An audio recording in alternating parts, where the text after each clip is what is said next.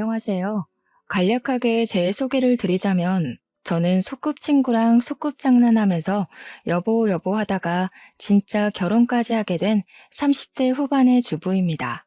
남편과 저는 소위 말하는 엄마 친구 아들, 엄마 친구 딸의 사이로 유치원 시절부터 같이 손을 잡고 등교를 하면서 우정을 키웠습니다. 한 동네에서 쭉 같이 살았기 때문에 자연스럽게 초등학교, 중학교, 고등학교도 같은 학교를 나온 동창이죠. 남편과 저는 진짜 둘도 없는 절친한 친구 사이였는데 이 30대 후반에서야 우리의 관계가 단순한 우정으로만 이루어진 사이가 아니구나 하는 것을 깨달았습니다. 그걸 깨닫게 된 계기는 아주 심플했습니다. 당시에 남편에게는 3년을 만난 여자친구가 있었고요. 그 여자친구는 여자 사람 친구인 저를 이해하지 못했습니다. 둘이 만난 시간이 길어짐에 따라 결혼을 약속하게 되었고, 그 타이밍에 남편의 여자친구는 저와의 관계를 끊어버리라고 말을 했던 거죠. 그 여자친구 입장에서 저는 눈엣 가시 그 이상도 이하도 아니었던 것입니다. 어떻게 이성끼리 친구 사이를 유지하고 지낼 수 있냐고, 자기는 눈에 흙이 들어가도 절대로 용납할 수 없다고 딱 잘라서 이야기를 한 것이었죠. 두 번 다시는 둘이서 만나는 일도 연락하고 지내는 일도 없었으면 좋겠다고 말을 했다고 하더라고요. 제 남편은 그런 여자친구와의 의견 차이를 좁히지 못했고 결국에는 바가지 긁어대는 모습에 질려서 헤어지게 되었다고 했습니다. 3년이나 연애를 했지만 전부 다 알 수 있는 건 아니라며 헤어지는 과정이 어렵진 않았다고 하더라고요. 남편은 저를 불러서 신세한탄을 하면서 술을 마셨습니다. 그날은 평소보다 조금 과하게 먹는 듯 하더니 저한테 남녀 간의 친구 사이는 없다고 하던데 우리 둘이 한번 만나볼래? 하면서 연애를 하자고 하더라고요. 솔직히 저도 평소보다 좀 더 취해 있기도 했고 가볍게 만나는 사이 정도는 괜찮겠다고 쉽게 생각을 했습니다. 남편에게 좋다고 이야기를 하고 정말 초등학생들 장난처럼 연애를 시작하게 되었는데 연애 1년 6개월 만에 번갯불에 콩 구워 먹듯 결혼을 하게 되었습니다. 그도 그럴 것이 30년을 친구로 살다가 갑자기 연애를 하게 된 것이 주위에서는 충격이었나 보더라고요. 아무에게도 알리지 않고 연애를 시작했으나 사랑과 재채기는 숨길 수 없다고 하잖아요. 저희의 사이가 깊어질수록 가족들이 하나둘 의심하기 시작했고 결국에는 들키고 말았습니다. 양가에서는 너네가 헤어지면 이웃으로 오래 지낸 어른들의 사이까지 서먹해지는 거 아니냐고 빨리 결혼을 하라고 재촉했습니다. 물론 연애를 하면서 와 정말 잘 맞다, 너무 행복하다 하면서 지냈기 때문에 결혼까지도 염두에 두고 있긴 했지만 주위에서 그렇게 재촉을 하니까 또 다른 문제에 부딪히게 되더라고요. 저희 둘은 약간 떠밀리듯 결혼을 하게 되긴 했지만 30년을 친구로 지낸 사이여서 그런가 어느 순간 그 과정에 동화되고 있더라고요. 싸울 일도 별로 없고 서로의 성격이나 취향, 불편해하는 것 모두 다 아는 사이라 서로 배려하면서 살기 시작했습니다. 생각보다 연애보다는 심도 있는 결혼 생활이었지만 꽤 만족스러운 결혼 생활이었죠. 이렇게 아무 문제 없는 결혼 생활을 하면서 왜 이 사연을 쓰게 되었는지 궁금하실 텐데요. 제가 하고 싶은 이야기는 사실 저와 남편의 결혼 생활에 관한 이야기는 아닙니다. 저희는 여전히 서로를 생각하는 마음을 최우선으로 생각하며 서로를 이해하고 보듬으며 지내고 있습니다. 우리 둘의 이야기는 아니고 바로 남편의 남동생, 저에게는 도련님 되는 순둥이 도련님 이야기를 해보려고 합니다. 모든 일이 다 지난 지금까지도 가슴이 답답해지고 분노가 일어나는 사건이긴 하지만 그래도 우리 도련님 같은 피해자가 나타나질 않길 바라는 마음에 사연을 올려봅니다. 우리 도련님이 진짜로 착하디 착한 남자거든요. 여자라고는 만나본 적이 5손가락 안에 꼽는 모태솔로에 가까운 사람이랍니다. 여자에 대한 면역이 별로 없어서 어딜 가나 주위만 빙빙 맴도는 그런 바보 같은 남자요. 연애를 해봤다고 말을 하긴 하는데 제가 오래 알아온 결과 6개월 이상 만나본 여자가 없는 정도랍니다. 숙맥에다 낯가림도 심하니까 거의 첫 만남의 까닭이 일쑤였고 여차여차 만난다고 해도 금방 여자들이 질려하더라고요. 재미도 없고 뭐 하나 남자답게 결단을 내리지 못하니까 여자들이 금방 헤어지자고 하는 모양입니다. 여자들이 딱 재미없어하는 그런 성격이니 할 말 다 했죠 뭐. 우리 도련님이 여자를 만난 적이 별로 없으니 학창 시절 내내 뭐만 했겠습니까? 학생의 본분인 공부만 죽으라고 했다 이겁니다 글쎄. 생긴 것도 딱 범생이처럼 생겨서는 공부만 죽으라고 해대니까 결과는 당연히 최상위권 성적을 유지할 수밖에 없었죠. 대학까지 졸업해서 부모님의 잔소리 한번 듣지 않고 회계사 시험까지 단번에 합격해서는 정식 회계사가 되었습니다.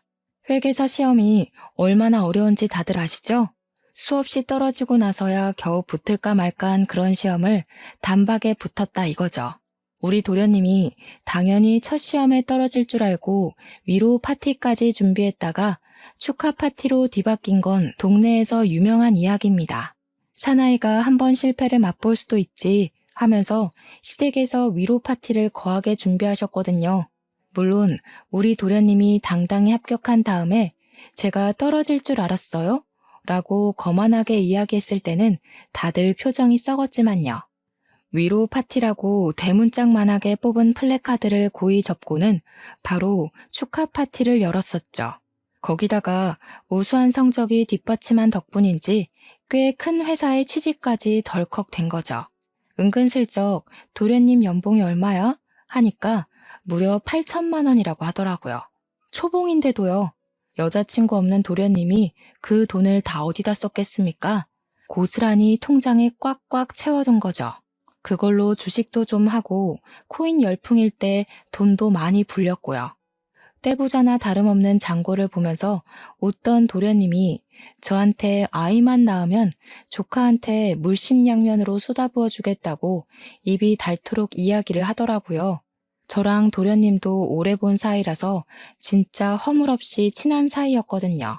기저귀를 찰 때부터 같이 놀았던 사이인데 당연한 것 아니겠습니까? 남편이랑 저랑 결혼하기 전에도 셋이 자주 어울려 다니긴 했는데 결혼하고 나서는 더 많이 어울리게 되었습니다. 여자친구가 없는 도련님이 주말에 심심할까봐 남편이랑 저랑 캠핑을 갈 때도 같이 가고 여행을 갈 때도 동행하고 그랬거든요. 물론 매번 끼어들었던 건 아니지만 캠핑은 여러 명이 가야 훨씬 재밌는 거 아시죠? 저랑 남편이 캠핑의 진심인 캠핑족이거든요. 오죽하면 캠핑 마을에 분양을 받아서 컨테이너 집을 하나 올릴까 고민도 했었습니다. 장비를 엄청 화려하게 준비한 것만 아니었어도 컨테이너 집을 지었을지도 몰라요. 저희가 오랜 시간 같이 캠핑을 다니면서 장비를 엄청나게 늘렸거든요. 처음에는 귀찮다고 도련님이 싫다고 안 간다고 몇 번이나 버팅겼었어요. 굳이 따뜻한 집 놔두고 푹신한 침대 내버려두고 바깥 차가운 바닥에서 매트를 깔고 자야 하냐고 이해가 안 된다고 거절을 했었거든요. 설거지하기도 불편하고 야외라서 벌레도 엄청 많고 거기다가 화장실이 불편하다고 싫다고 하는 거 눈 딱 감고 한 번만 가자고 끌고 갔었어요.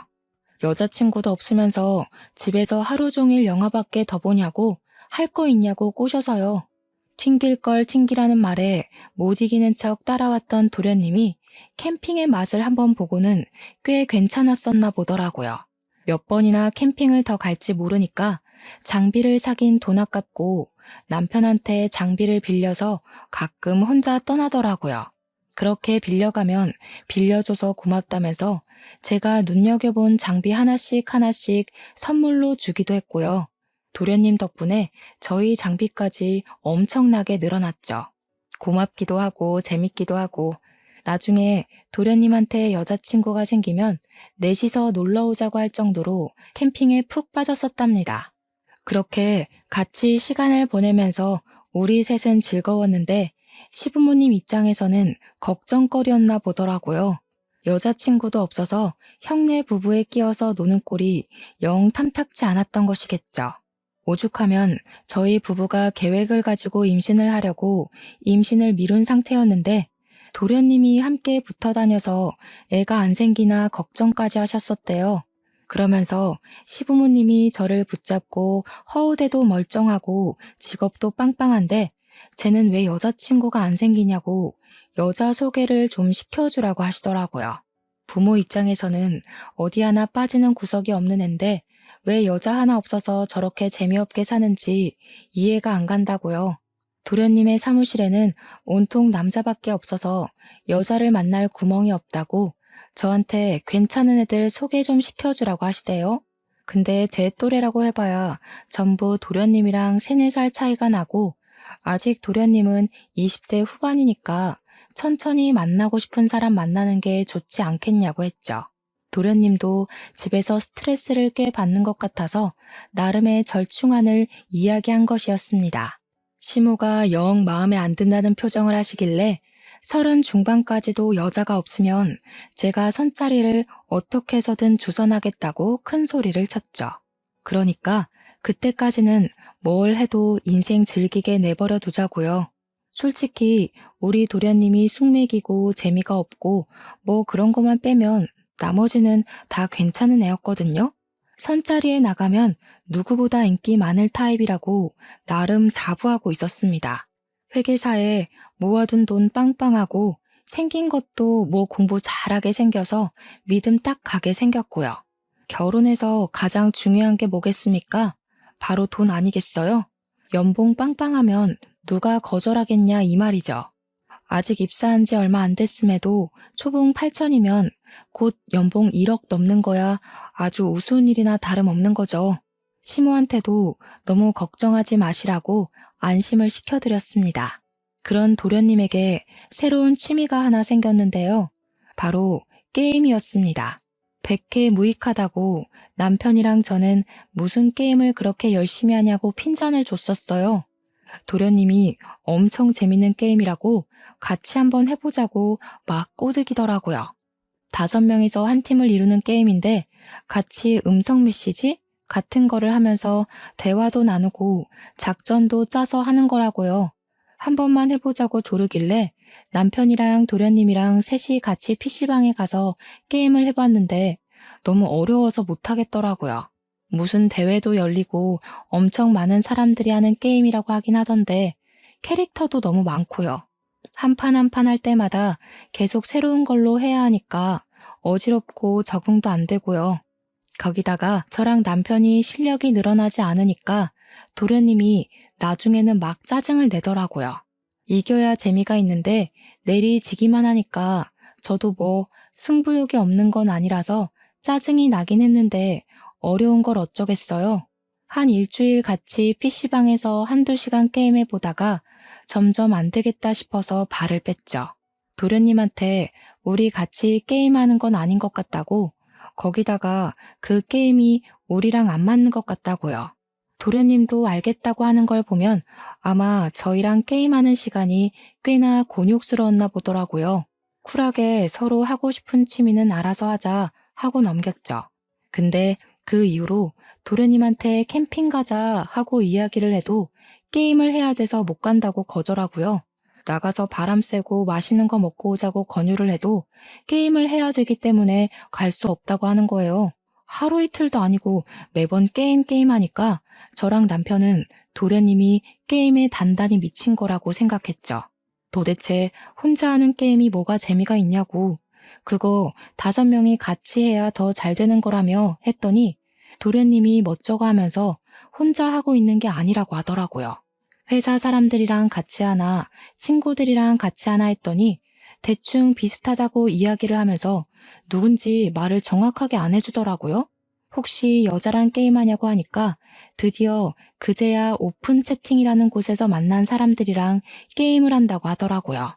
오픈 채팅이라는 걸 처음 들어서 그게 뭐냐고 물어봤더니 우리가 흔히 쓰는 카톡에서 할 수 있는 거라고 하더라고요. 거기 들어가면 취미, 게임 자격증, 등산 이런 분야별로 채팅방이 있고 자기 프로필이나 익명으로 들어가서 같이 할 사람 구해서 하면 된다고요. 게임은 여러 명이서 해야 확실히 승률도 오르고 재미가 있어서 거기서 같이 할 사람을 구한다고 하더라고요. 혼자 하기 심심하니까요. 그랬더니 뭐 그 채팅방에 있는 사람들이 너도 나도 같이 하자고 해서 지금은 5명 꽉꽉 채워서 게임한다고 너무 즐겁다고 하더라고요. 물론 우리는 도련님에게 즐거우면 됐다라고 이야기했지만 시부모님의 걱정은 나날이 늘어나기만 했죠. 그렇게 시부모의 걱정이 늘어나던 시기에 제가 임신을 하게 된 사실을 알게 되었습니다. 어쩐지 몸이 이상하게 나른하고 무겁고 식욕이 사라지고 미열이 있는 것 같더라니 산부인과 가서 보니까 임신을 했다고 하더라고요. 당연히 양가에 바로 알렸고 양가에서는 난리가 났죠. 도련님 불합격 파티를 열겠다고 준비하셨던 시댁인데 임신 사실에 가만히 있으셨겠어요? 양가 어르신들이 한데 모여서 복덩이가 태어난다고 난리 법석을 떠셨습니다. 동네 사람들이 제가 임신한 사실을 모르는 분이 없을 정도로 온 동네방네에 자랑을 하고 다니셨어요. 복덩이, 복덩이 하도 다들 복덩이라고 부르셔서 태명도 결국 복덩이로 지었습니다. 우리 도련님이 제일 기뻐했던 것 같아요. 드디어 조카가 태어난다고 먹고 싶은 거 뭐가 있냐 다 사다 주겠다. 가지고 싶은 거 뭐 있냐 필요한 거 말해달라. 하루에 한 번씩 이야기를 했죠. 임신 초기에는 딱히 필요한 것도 없고 제가 입덧이 있었던 터라 먹고 싶은 것도 없어서 나중에요 했거든요. 그러고 시간이 지나서 입덧도 가라앉고 육아 박람회 같은 데 가보니까 사야 할 물건도 많더라고요. 그래서 도련님에게 연락을 해서 말을 했는데 이놈이 그 몇 개월 사이에 깜깜무소식이 된 거 아니겠어요? 언제는 하늘의 별도 따다 줄 것처럼 이야기를 하더니 갑자기 이리저리 피하는 거예요. 도련님한테 나가서 바람이나 쐬고 커피라도 한잔 하자고 연락을 하면 약속 있어서요 하면서 저를 피하고요. 하루는 시댁에 놀러가서 아무렇지 않게 도련님 방문을 열었는데 주말이라 당연히 게임을 하고 있어야 할 도련님이 방에 없는 거예요. 시모한테 도련님 어디 나갔냐고 물어보니까 시모가 깔깔 웃으면서 저한테 이야기를 해주더라고요. 요즘 우리 둘째가 연애라도 하나 봐. 맨날 밖에 나가고 집에 없어 하는 겁니다. 드디어 제 짝이라도 찾은 건지 요즘 알터니가 빠진 것 같아서 신나 죽겠다고 하시는데 충격이었죠. 그러니까 도련님이 연애를 한다는 것 자체가 상당히 놀라운 일이라서요. 남편한테도 은근슬쩍 이야기를 하니까 남편도 수상함이 느껴지긴 했다고 매주 주말마다 나가 논다는데 연애라도 하는 건가 싶었다고 하더라고요. 맨날 집에만 붙어있는 애가 어디냐고 퇴근하고 치맥이나 한잔하자고 하면 밖이라고 이야기하고 주말이든 언제든 게임만 하고 있던 애가 게임 접속도 안 하는 것 같아서 의심만 하고 있었다고 하더라고요. 누구랑 연애를 하는 건지 너무너무 궁금하다 싶은 거죠. 저랑 남편은 또 도련님의 소극적인 성격도 잘 알고 있으니까요. 그때부터 도련님한테 연애하나? 누구냐? 좀 보자 하면서 압박을 하기 시작했습니다. 저랑 남편이랑 둘이 허구한 날 여자친구 소개해달라고 뭐 하는 사람이냐 사진 좀 보여달라 하면서 노래를 불렀어요. 도련님이 진짜 착한 게 보통 그 정도 되면 상관하지 말라던가 뭐 짜증을 낸다던가 하고도 남을 텐데 그런 소리를 한 번도 안 하더라고요. 단지 만난 지 얼마 안 돼서 서로에게 조금 부담스러운 일인 것 같다고 하더라고요. 그래서 천천히 소개해줘도 되긴 하는데 은근히 걱정이 되니까 조금이라도 빨리 알고 싶다고 했죠. 여자친구한테 물어보고 소개해주겠다고 하더라고요. 도련님 입에서 여자친구라는 단어가 나오다니 저랑 남편이랑은 역시 인연이라는 건 따로 있는 것 같다. 마치 우리처럼 하면서 신나했습니다. 기다리고 기다리던 도련님의 여자친구를 만나는 날이 다가왔고 처음 딱 보자마자 너무 예뻐서 깜짝 놀랐습니다. 늘씬하고 얼굴이 진짜 너무너무 예뻐서 이렇게 이쁜 여자친구를 어디서 만난 거냐고 도련님 옆구리를 막 찔렀죠. 도련님 여자친구도 예쁘다 예쁘다 칭찬을 하니까 수줍게 웃는데 그것까지도 너무 귀엽고 예쁜 거 있죠? 이름도 세아라고 했어요. 알고 보니 둘이 게임을 하다가 만났다고 하더라고요. 게임을 하면서 연애를 할 수가 있냐 하니까 오픈 채팅방 있죠? 거기 단톡방에 둘이 같이 속해 있었다고 하더라고요. 같이 게임하면서 서로 번호 교환도 하고 연락도 하다가 밥이나 한번 먹자 해서 만났는데 이렇게 됐다는 거예요. 취미 생활도 잘 맞으니까 너무 좋겠다 했더니 데이트하다가 할 거 없고 심심하면 둘이 PC방에 간다고 하더라고요. 와, 인연이 이렇게 닿으려고 우리 도련님이 그동안 여자도 안 만나고 버텼나 보다 했어요. 그래도 속 깊은 곳에 게임하다가 알게 된 사이고 얼굴도 예쁘니까 혹시 도련님 돈만 보고 들러붙은 거 아냐? 하는 생각이 들었습니다. 그러면 도련님 여자친구분은 무슨 일을 하세요? 저는 지금 일은 쉬고 있는데 원래는 스튜어디스였어요. 어쩐지 얼굴도 너무 예쁘고 몸매도 늘씬하고 키도 크더라니 딱 스튜어디스 같은 모습이긴 했거든요.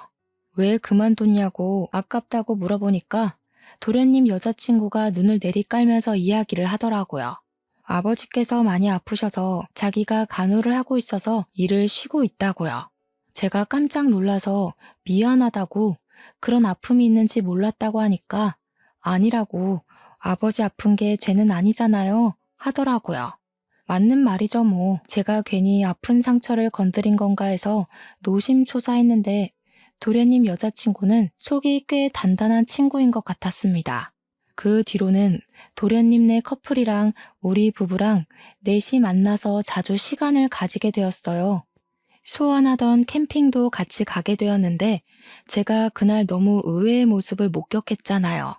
도련님 여자친구는 아직 미혼이고 사실 그런 굳은 일을 잘 안 할 거라고 생각했는데 모든 일을 열심히 하더라고요. 텐트를 치는 것도 그렇고 고기를 구워 먹을 때도 쌈을 준비하고 뒷정리를 하고 할 때에도 빼는 것 없이 나서서 하더라고요.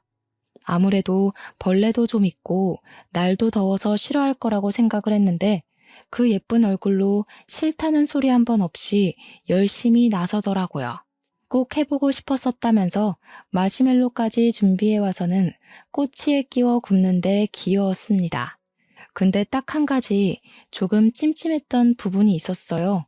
도련님 여자친구가 스튜어디스 출신이라고 본인 입으로 말을 했잖아요. 제가 막 장시간 비행을 하고 하려면 힘들겠다 하면서 국제선 노선에 있었냐고 물어봤죠. 그랬더니 국제선 비행을 했다고 하더라고요.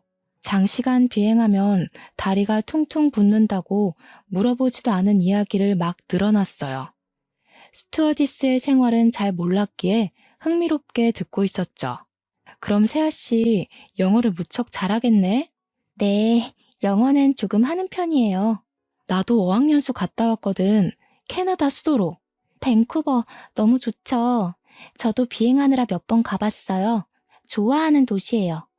근데 캐나다 수도는 밴쿠버가 아니라 오타와잖아요.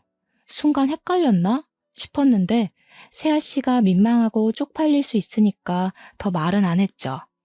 캠핑 가서 저녁까지 다 먹고 치우고 불멍하면서 시간을 가지다가 이제 자러 가자 하고 말을 했죠. 제가 임신 중이었기 때문에 너무 피곤하고 다리도 아프고 하더라고요. 근데 그때 도련님 여자친구가 저한테 선물을 하나 주는 게 아니겠어요? 제 임신 소식을 듣고 준비했다면서 아기 신발을 딱 주더라고요. 오밀조밀한 하얀색 새 신발이 너무 귀엽고 이뻐서 제가 감동을 크게 먹었죠. 뭘 이런 걸 다 준비했다고 잘 받을게 하는데 밴쿠버고 나발이고 완전히 까먹어 버렸죠 뭐. 남편이랑 둘이 텐트에 와서 이부자리 펴고 이야기를 하는데 남편도 마음에 든다고 하더라고요. 도련님이 어디서 저런 여자를 만날 수 있겠냐고. 스튜어디스 출신이라 그런지 자세도 바르고 목소리도 친절하다고 입에 침이 마르게 칭찬을 했어요. 여자친구분이 일도 잘하고 싹싹하고 도련님한테 좀 과분한 사람 같아 하니까 남편도 끄덕끄덕했어요. 남편이 끔찍하게 아끼는 동생인데 제 말에 고개를 끄덕일 정도면 도련님 여자친구를 정말 예쁘게 본 것이나 다름없는 거죠. 근데 제가 봐도 그렇더라고요. 우리 도련님이 쑥맥이고 낯가림까지 심한데 옆에서 일일이 챙겨주는 걸 보니까 저렇게 이쁜 아가씨가 왜 우리 도련님한테 저럴까 싶은 마음이 스멀스멀 들었죠. 일도 얼마나 잘하는지 결혼한 저보다 더 살림꾼이더라고요. 다음날 점심까지 캠핑장에서 다 해먹고 정리를 하는데 너무 빨리 착착 잘도 하더라고요. 손끝이 야무진가 봐. 살림도 잘하겠어. 하면서 엄지를 척 올려주니까 아버지 병간호를 하면서 살림 솜씨가 늘었다고 하더라고요. 아버지가 많이 아프시냐고 물어보니까 간이 많이 안 좋으시대요. 어릴 때 집이 너무 가난해서 엄마는 부녀를 버리고 도망을 갔고 그 이후에 아버지 혼자 자기를 키우면서 술로 화병을 다스리셨다고. 그런데 술을 하도 많이 마셔서 결국 이렇게 탈이 났다고. 간 때문에 고생을 하시는 지금도 술은 못 끊으셨대요. 요양병원에 모셔볼까 고민도 하긴 했는데 자기가 이미 퇴직을 한 다음이라 모실 돈이 없어서 걱정이라고 했어요. 문득 궁금해져서 세아 씨는 지금 무슨 돈으로 생활을 하고 있냐고 물어보니까 뜨끔해하면서 이야기를 하더라고요. 자기가 그동안 벌어두었던 돈으로 아버지 병원비 대면서 아끼고 살고 있다고 했어요. 근데 그것도 좀 의아하더라고요. 스튜어디스가 위험수당이 붙어서 받는 월급이 꽤 되는 걸로 알고 있었거든요. 그러니까 일을 하면서 아버지를 요양병원에 모시는 게 차라리 더 낫지 않나 하는 생각이 들었던 거죠. 어쨌든 제가 임신 7개월이 될 때까지 우리 넷은 자주자주 만났어요. 나중에는 시부모도 세아 씨를 궁금해하기 시작했고 결국에는 집으로 초대를 하게 되었습니다. 만난 지 얼마 안 된 것 같은데 벌써 집에 오는 거 부담스럽지 않냐고 세아 씨한테 물어봤죠.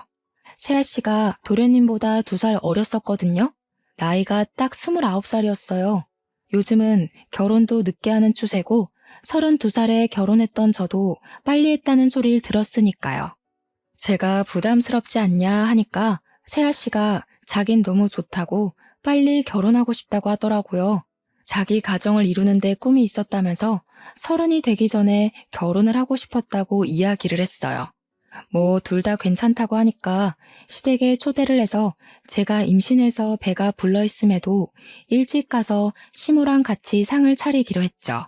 근데 세아 씨가 약속 시간보다 3시간이나 일찍 와서는 자기도 돕겠다고 하는 게 아니겠어요? 저랑 시모랑 화들짝 놀라서 무슨 말을 하는 거냐고 세아 씨 줄 밥상 차리는 건데 가만히 앉아서 먹기나 하라고 했죠. 그러니까 집안 어른들이 다 일을 하는데 자기가 어찌 밥만 쑥 얻어먹을 수 있겠냐고 형님 임신까지 하셨는데 힘드시잖아요 하더라고요. 그 모습에 우리 시모가 완전히 쑥 빠져들고 말았죠.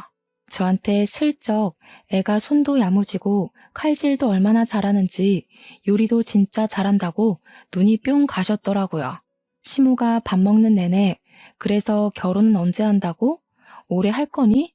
빨리 해라 하면서 난리를 치셨어요. 도련님도 은근히 결혼을 빨리 하고 싶다고 이야기를 하는데 저랑 남편은 뭐 제짝 만났구나 싶었죠. 그날 밤 잘 먹고 후식까지 먹은 뒤에 세아 씨가 가보겠다고 하니까 도련님이 따라 나섰습니다. 당연히 밤길이 위험하니까 데려다 주겠거니 하고 잘 갔다 오라고 보냈거든요. 도련님이 나가자마자 시부모가 막 물어보더라고요. 너네는 어떻게 보이냐고 막 보채시길래 저랑 남편 둘 다 괜찮은 것 같다고 같이 놀러 다니고 해봤는데 됨됨이가 됐다고 이야기를 했죠. 근데 남편이 순간 마음에 걸리는 게 하나 있다고 하더라고요. 스튜어디스 출신이라고 했는데 영 찜찜한 게 있대요. 남편이랑 비행 이야기를 하다가 뉴욕행 비행을 많이 다녔다고 하면서 비행 시간이 15시간이라 힘들다고 했다는 거예요. 뉴욕이면 11시간 30분이면 가지 않냐고 했더니 얼버무리면서 자기가 경유 노선을 타서 뭐 어쩌고 저쩌고 변명을 했다는데 사실 경유 노선을 탄 거면 오히려 15시간으로는 어림도 없죠. 그래서 저도 캐나다 수도를 밴쿠버로 잘못 알고 있더라고 말을 살짝 얹었어요. 그랬더니 시모가 설마 그런 걸로 거짓말을 했겠냐고 헷갈렸겠지 하더라고요. 남편이 근데 국제선 탓하는 스튜어디스가 영어를 잘 못하더라고 한마디 더 하니까 시모가 남편을 쑥 째려봤어요. 마음에 들었는데 자꾸 말을 한마디씩 얹으니까 불편하셨겠죠 뭐. 아무래도 도련님이 처음 데려온 여자친구이기도 하고 집에 와서 보여줬던 태도가 너무 좋았으니까요. 시부모님은 뭐 어떠냐 하면서 대수롭지 않게 생각하셨습니다. 시댁에 와서 인사를 드리고 난 뒤에 급 물살을 탄 것 마냥 상견례 자리가 마련이 됐습니다. 제가 거의 출산을 앞두고 있었을 때라 하루빨리 상견례를 하자고 해서 급하게 자리를 마련해 식사를 하게 되었어요. 분명 예비 동서 세아 씨네 아버지가 간이 나쁘다고 했었잖아요.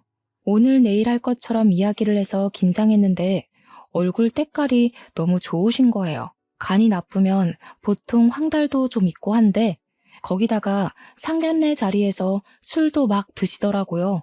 우리 딸 누가 데려가나 했는데 하시면서 웃는데 금리가 앞니에 싹 둘러져 있더라고요. 껄껄 웃으면서 우리 딸 앞가림이나 잘하나 싶었는데 이렇게 멀끔한 남자 데려와서 결혼한다고 하니까 다행이라고 하는데 약간 쎄했습니다. 여태까지 예비 동서 이야기만 들어보면 거의 소녀가장 수준이었거든요. 근데 자기 앞가림이나 잘하나 싶었는데 하는 그 말투가 좀... 저랑 남편이랑 찜찜하다 싶어서 눈빛 교환을 하는데 우리 도련님은 그냥 좋아 죽더라고요. 자기가 세아 고생 절대 안 시킬 거라고 믿고 맡겨만 달라고 하는데 예비사돈이 딱 그러더라고요. 자네 연봉이 그렇게 좋다고? 내가 우리 딸 덕에 호강하게 생겼네 하고요. 저랑 남편은 헉 했는데 도련님은 앞으로 자기가 잘 모시겠다고 하더라고요. 눈에 콩깍지가 단단히 씌인 거죠.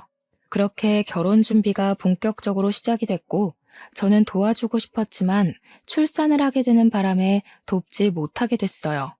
제가 출산하고 회복하는 동안 스드메며 웨딩 촬영이며 예단 예물 이야기까지 싹 끝냈더라고요. 웨딩 사진을 보는데 예비 동서가 입은 드레스가 진짜 화려한 거예요. 도련님한테 와 드레스 진짜 화려하다 했어요. 예비 동서가 예뻐서 그런가? 이런 화려한 게 잘 봤네 하니까 도련님이 한숨을 푹 쉬면서 그러대요. 그러니까요. 무슨 드레스를 빌리는데 1,500만 원이나 하는지. 저는 순간 띵 했죠. 무슨 드레스를 빌리는데 1,500만 원이나 해요? 보통 결혼식 할 때 스드메를 묶어서 하잖아요. 저는 3개 다 해서 300만 원대 주고 예약을 했는데 드레스 한 벌에 1,500만 원? 아예 드레스를 돈 주고 사도 그 값은 안 하겠다 싶었죠. 도련님이 잘못 들은 거 아니야? 150만 원을 1,500만 원으로? 아니요. 콕 집어서 이 드레스 입고 싶다고 카탈로그를 들고 왔더라고요. 1,500만 원이라면서요. 와, 스튜어디스가 돈을 꽤 버나 보다. 아버지 병원비 대면서 그 돈이 어디서 났대? 제가 냈죠. 세아가 무슨 돈이 있겠어요. 게다가 그런 건 다 남자가 하는 거라고 하던데요. 저는 순간 어이가 없었죠. 도련님한테 세아 씨한테 뭐뭐 해줬냐고 물어보니까 가관이더라고요. 명품 브랜드 가방에 예물에 도련님한테 뭐 받았냐고 하니까 자기는 딱히 욕심 없어서 받은 게 없다는 겁니다. 남편이랑 저랑은 점점 이상한 생각이 들기 시작했죠.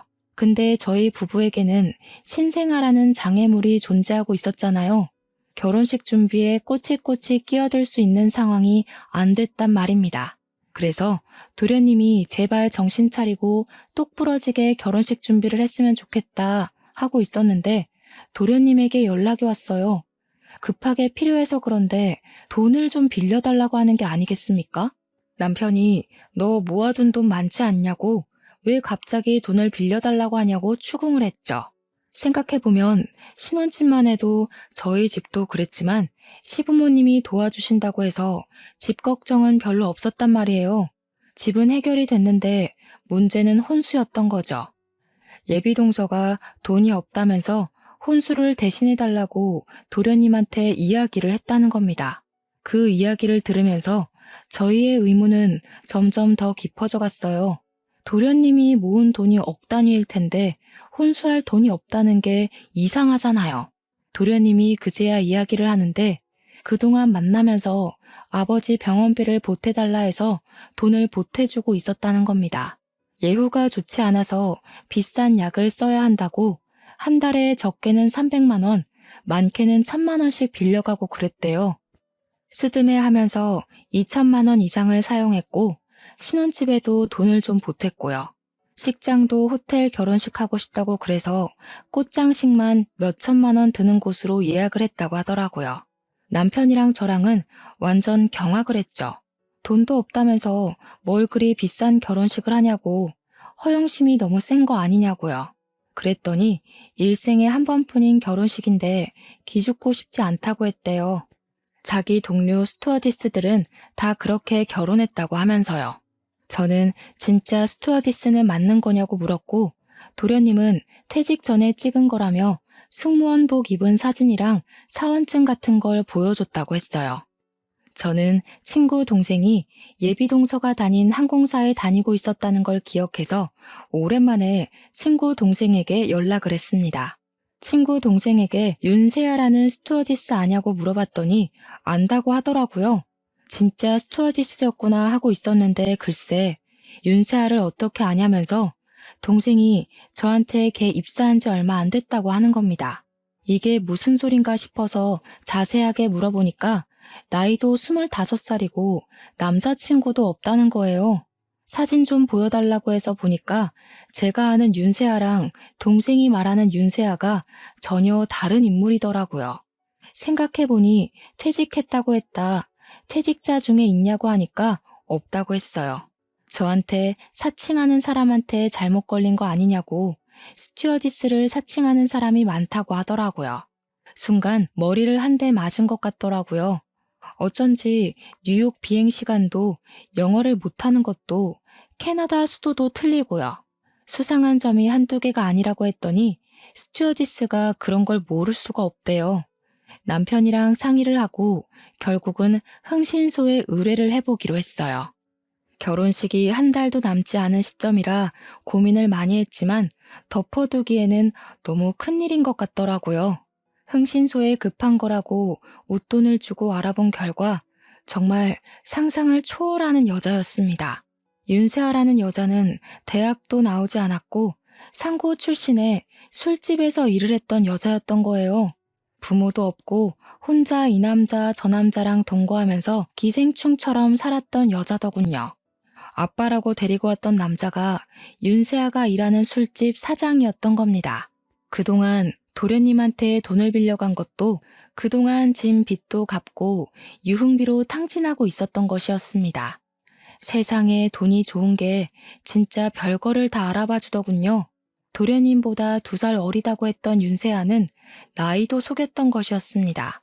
도련님보다 2살 연상이더라고요. 거기다가 결혼식을 한 달 앞둔 지금까지 같이 동거하는 호스트바 선수도 하나 있더라고요. 완전 막장 중에 막장 인생을 사는 여자 아니겠습니까? 그걸 결혼식 3주일 전에서야 알게 되었고 부랴부랴 도련님과 시부모에게 이야기를 했어요. 처음에는 그게 다 무슨 소리냐고 믿지도 못하던 사람들이 나중에는 뒷덜미 잡고 쓰러졌습니다. 도련님은 충격으로 인해서 말을 잃어버린 사람처럼 굴었고요. 시부모님은 이 결혼 절대 반대라고 결혼식 3주 앞두고 청첩장을 돌렸던 사람들에게 결혼식이 취소됐다고 연락을 돌렸어요. 식장이랑 스드메 업체에 연락을 해보니 이미 취소는 어렵다고 하더군요. 그래서 아예 쪽팔림을 주자고 생각하게 됐습니다. 우리 측 손님은 한 명도 부르지 않은 채로 결혼식을 진행하는 척하기로 결심을 했죠. 신혼집에 가전이 들어오기 전이었기에 전부 취소를 할 수 있었고 집은 전세로 급하게 매물을 내놓았습니다. 정말 다행인 건 집을 공동명의로 해달라고 했던 그 여자의 부탁을 들어주지 않았다는 것이었죠. 고대하던 결혼식 날이 됐고 우리 측 손님은 한 명도 오지 않은 채로 시작이 되었습니다. 신부 대기실에 가보니 저한테 형님 하면서 앞으로 잘 지내보자고 웃는데 소름이 돋더군요. 제가 대꾸도 하지 않고 싸늘하게 바라보니까 갸우뚱하는데 가증스러웠습니다. 신부 입장이라는 소리와 함께 그년이 식장에 들어서는데 신랑 측 하객이 하나도 없는 걸 보고는 놀래더라고요. 신부 입장곡이 울려 퍼지는 식장에 남편이 마이크를 잡고 노래를 중지시켰습니다. 저 사기꾼 같은 년이랑 제 동생이랑 결혼식은 올리지 않을 겁니다. 스튜어디스 출신은 개뿔. 술집에서 굴러먹던 년이 사람을 속여서 이게 무슨 짓이야? 남편이 소리를 치니까 신부 측 하객이 전부 웅성웅성 하더라고요. 끽해봐야 술집 친구들이 대부분이겠지만 오랜 지인들이며 학교 동창들도 불렀던 건지 윤세아의 얼굴이 사색이 되는 게 보였습니다. 그 여자가 두리번거리며 우리 도련님을 찾는데 이미 집으로 돌아간 사람을 무슨 수로 찾겠습니까? 저를 보며 형님 하면서 눈물이 그렁그렁한 눈으로 바라보는데 한복이 불편한 것도 잊은 채 버진로드에 올라가 그 여자의 따귀를 때렸습니다. 아빠라고 속인 술집 사장을 보면서도 구둣발 앞에 침을 퇴 뱉었네요. 아무리 술집 사장님이라고 해도 어떻게 아빠라고 속이고 입장을 할 수 있어? 하긴 그렇게 돈독하니까 술집에서 오래오래 일을 했겠지. 너 같이 살고 있는 제비도 한 명 있다며? 어쩜 이리 감쪽같이 속이고 결혼식을 올리려고 해? 그러자 신부 측 하객 중 일부가 그럴 줄 알았다는 식으로 손가락질을 하면서 그 여자를 욕하더라고요. 주변에서 너 내 돈 갚는다며 하는 소리도 들리는 걸 보면 잘 사는 모양새 보여주고 도련님 등쳐먹고 살 예정이었나 봅니다. 그 여자는 부들부들 떨면서 주먹을 꽉 쥐더군요. 송충이는 솔잎 먹고 사는 거야. 너는 평생 술집에서 굴러다니면서 술집 남자들이나 만나고 살아. 그런 거한테 화내서 어디다 써? 그냥 고소하면 되니까 나가자.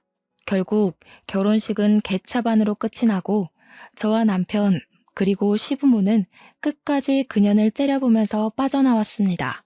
변호사를 찾아가니 혼인 빙자 사기죄는 성립이 안 되지만 그동안 도련님이 빌려줬던 돈에 대한 자료가 다 소명되어서 고발은 가능하다고 했습니다. 도련님이 회계사가 직업이다 보니 그런 부분은 확실하게 처리를 해두었더라고요.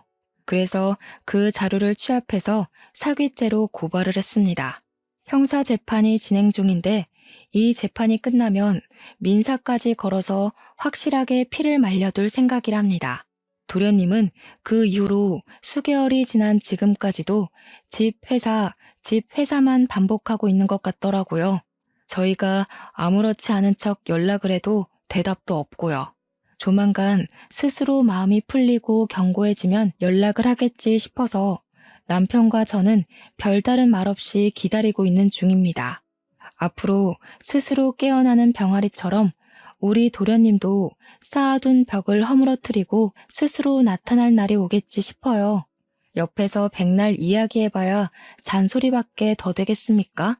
우리 착한 도련님에게 다음에는 정말 좋은 여자가 나타났으면 하는 바람입니다. 도련님이 괜찮아지면 제가 나서서 선자리를 주선해 주려고요. 우리 아이에게 멋진 삼촌이 될 우리 도련님의 미래를 같이 응원해 주신다면 감사하겠습니다. 저희 가족도 더욱 똘똘 뭉쳐볼게요. 감사합니다.